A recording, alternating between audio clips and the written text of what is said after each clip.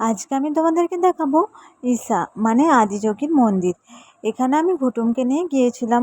অনেক দিন হচ্ছে কুটুম কোথায় যাব করছিল বলে তাকে নিয়ে গেলাম আদিযোগীর মন্দিরে। সত্যি কথা বলতে কি বলো তো, আমার এখানে যেতে খুব ভালো লাগে। আমি এটার আগেও অনেকবার গিয়েছি, 2-3 বার, কিন্তু এখানে গেলে আমার যে কী একটা শান্তি লাগে, কী একটা ভালো অনুভূতি হয় বলে বোঝানো যাবে না। হয়তো অনেক জায়গায় গিয়েছি ঘুরতে, কিন্তু এই জায়গার মতো আমি শান্তি, সত্যি কথা বলছি, কখনো কোথাও পাইনি।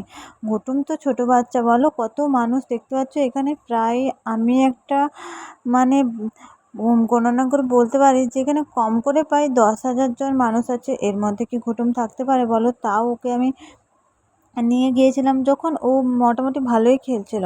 প্রথম দিন যখন আমরা গিয়েছিলাম সেই দিন একটু কম ভিড় ছিল। এটা 2 দিনের ভিডিও আছে, তাই 2 দিনেই হচ্ছে 2টো ড্রেসে দেখতে পাচ্ছ ঘুটুমকে। তো প্রথম দিনে যখন কম ভিড় ছিল মোটামুটি ভালোই খেলছে। দ্বিতীয় দিনে দেখো এখানে মানে এরকমই প্রায় রেগুলার ভিড় থাকে। কিন্তু হয়েছে যখন হচ্ছে তখন তো মহাশিবরাত্রি ছিল, সেই জন্য মানে যে করা হয় যে অনুষ্ঠানের জন্য জায়গাগুলো করা হয় না, সেইগুলোর জন্য অনেকটা জায়গা দেখতে পাচ্ছ, এই যে ব্যানার দিয়ে ঘিরে দিয়েছে। সেই জন্য মানে একটা একটু ছোটো হয়ে গেছিলো না, সেই জন্য এখানে দেখো সেভ সয়েলের মানে অ্যাড দিচ্ছে, যাতে হচ্ছে মাটি বাঁচানো হয়, জল বাঁচানো হয়, সেভ ওয়াটার এসব করা হচ্ছে। তারা বিভিন্ন নাচের মাধ্যমে দেখাচ্ছে যাতে মানুষ আরও আকর্ষিত হয়। দেখো এরিয়াটা দেখো, ভিউটা দেখো কত সুন্দর, তাই না? আর ঘুটুমকে নিয়ে আমি একটু মানে বাইরের দিকে এলাম। বাইরেও এখানেও না গ্রাউন্ডের মতো আছে, এখানে ঘুটুম হচ্ছে খুব সুন্দর খেলা করতে পারে। একটু ফাঁকা জায়গা, অত ভিড়ের মধ্যে তো ছোটো বাচ্চার অসুবিধাও হবে। তাছাড়া ঘুটুম তো জানো এপাশ ওপাশ করে, তো কার পায়ের মধ্যে গিয়ে ঢুকে পড়বে বা চিপাচিপি হয়ে যাবে, তাই না? সেজন্য ছোটো বাচ্চাকে ওদিকে দেখো, আদিযোগীর দিকে দেখো।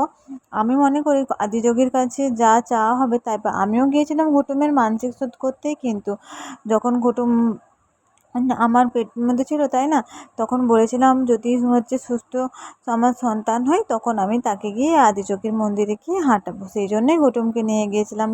তার আগেই যেতাম, কিন্তু মানসিক যেহেতু ছিল যে ঘুটুম হাঁটতে পারার পরেই যাব, সেজন্য ঘুটুম মোটামুটি সুন্দরভাবে যখন হাঁটতে পারছে এই জন্যই নিয়ে গিয়েছিলাম। দেখো আদিযোগীর দিকে দেখলে না মানে মনের যত কষ্ট আছে সব কিছু দূর হয়ে যাবে। এখানে যেন সন্ধ্যাবেলায় লাইট শো হয়, তাও কম।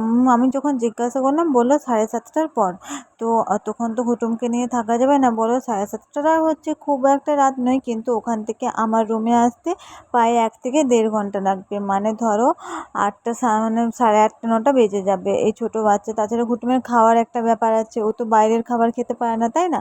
সেজন্য দেখা হলো না। আর এখানে জানো তো মহাশিবরাত্রির সময় অনেক অনুষ্ঠান হয়, অনেক বাইরের দেশেরও লোক আসে।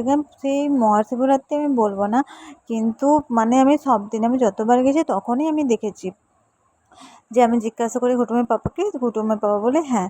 আর এরিয়াটা না খুব সুন্দর। তখন যেহেতু খুব গরমকাল ছিল, সেজন্য এখানের পাহাড়ের যে ঠান্ডা একটা বাতাস দেয় না, আমার না খুব ভালো লাগছিল। মনে হচ্ছিলো এখানেই থেকে যাই। আমি ঘুটুমের বাবাকে বলছিলাম এখানে একটা বাড়ি করে দাও, আমি এখানেই রয়ে যাবো। বললো ও আচ্ছা আচ্ছা ঠিক আছে। আর এটা দেখো কিয়ান্স, ঘুটুমের খেলার সাথী। ওরা দুজনেই খুব দুষ্টু। তোমরা বলো তো ঘুটুম বেশি দুষ্টু না কিয়ান্স বেশি দুষ্টু? যদি বলা হয় যে কে বেশি দুষ্টু, আমার তো মনে হয় 50-50, দুজনেই খুব দুষ্টু। এরা দুজনে কি করছিল বলো তো, আমরা যেখানে বসেছিলাম তার থেকে খুব দূরে দূরে চলে যাচ্ছিলো, কিন্তু ছোটো বাচ্চা তো হারিয়ে যাওয়ার ভয় আছে, তাই না?